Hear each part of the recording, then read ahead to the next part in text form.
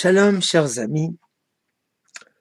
Que dire du principe de la négociation de peine, dont on parle beaucoup ces derniers temps à propos de Monsieur Netanyahou? Évidemment, nous ne parlerons pas de son cas particulier, que nous ne connaissons point, mais du principe. Est-ce que la négociation de peine, en hébreu, Hesder Tiyun, c'est quelque chose de droit, de noble? Réponse, assurément non.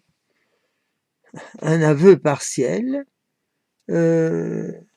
contre une réduction partielle de peine.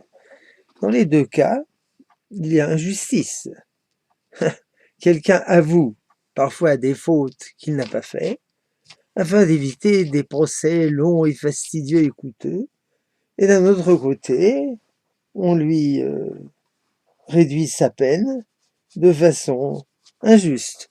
Autrement dit, dans un sens ou dans l'autre, il y a là toujours une injustice. Mais il faut vérifier la vérité comme elle est et juger en toute vérité.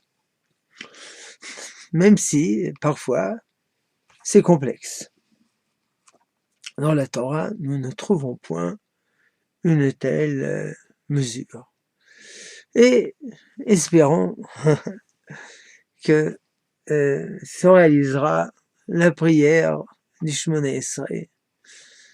Ramène nos juges comme d'antan, Hashiva Shofteinu Kevarishona. Autrement dit, que la justice de la Torah elle-même règle les problèmes et les différends. Et évidemment, l'idéal, c'est qu'il n'y ait plus de faute ni de péché. Shalom.